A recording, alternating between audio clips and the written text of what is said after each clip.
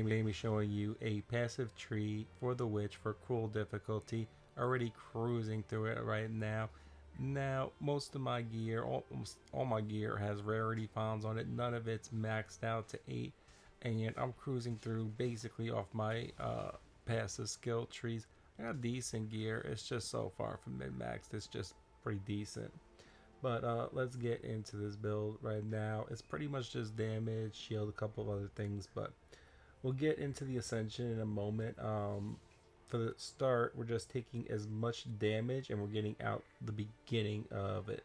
So this is all just spell damage right there. And we're taking cast speed. Now that equates to damage as well. And then we're taking shield. We're taking the maximum, the high maximum, the other mid maximum or highs. And then we're going to cut straight over. We're picking up spell damage right here. Anything spell damage, one of the best ones for our damage. That's just everything damage because we're only casting spells. Then a bunch more shield because we're not going to have any health. It's just all shield. There's even an option I'll show you in a moment to have 1 health. It is a viable playable option, especially going into the later acts. Then we have more elemental damage, and we are going to occasionally proc frost and electric. We don't need to get the high form, we just need to chill, shock, or ignite. So I'm showing you a really easy way. We're going to get all 3 of those. And obviously you're going to take your strength, dex for minimum requirements for your gear, and then everything else is intelligence. Eventually we'll pick up like some of these other things, but for the moment I just took this down for the shield recovery. This basically starts your shield up in about a flat 1 second. So about 1 second after taking damage, your shield starts up with this build currently. And you can go from no shield to full shield in probably about 6 seconds. But I'm at like maybe almost 3,000 shields. So that is definitely a factor. I did go for shield on a lot of the gear. It's just like none of it's like 8 max. It's just a lot of like 3s, 4s, a couple 5s. Anyway, moving on to the Ascension. Now we're gonna take the spell damage here. We'll get into demon form in a moment, and then we have the pet over here. Demon form, when you use it, you lose all your minions. I don't know, with my build, I do use my minions. I look at demon form more as the 1v1. I didn't really be building up the demon form. There's not many mods for it as well. I gotta go put the 1% on because I just added the strength on. But running these 2 and the 1% health, I have to look at the tier 3 one again.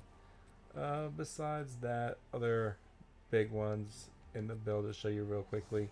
Not gonna spend more than like 30 seconds showing these couple of mods off the major ones. We got Fireball, Flame Walls, and the major ones. I'll show you what I'm running on that real quick. And let's see. I mean, Ray Zombie is really nice occasionally just to speed things up or split aggro. So I got them igniting everybody, which also increases the time on Firestorm. Even with 10 seconds, it lasts 10 seconds with this build, so it's just 40% extra damage at that point. And right here we have the curse.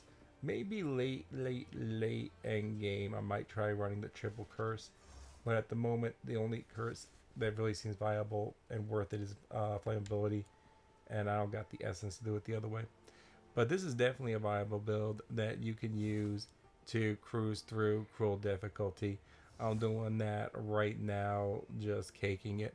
Now I'm going to quickly explain the 2 things that I briefly touched on before.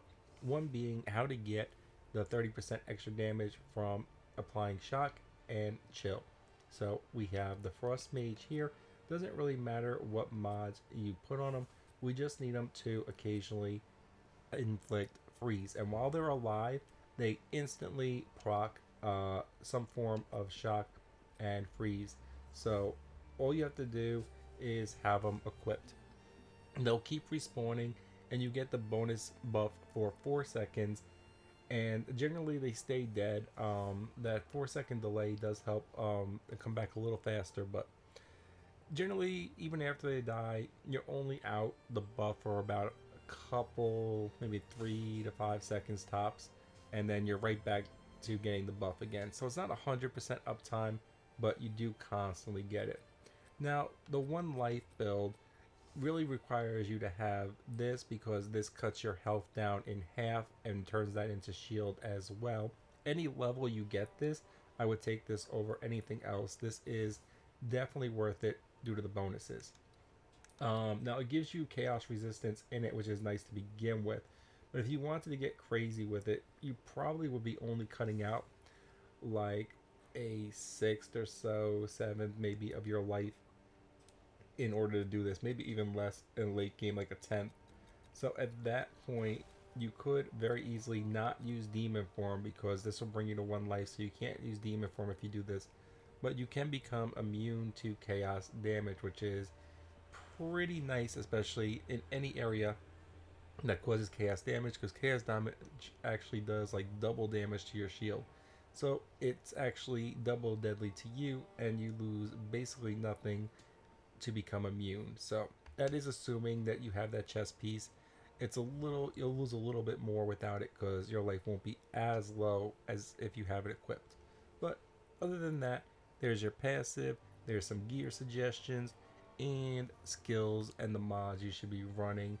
And like I said, I'm cruising through Cruel right now. Like, just build it like that, and in a day or two, I'll have the end game build for you that completely annihilates everything. If you like the video, leave a like, comment, share. It helps others find the video. I hope this helped.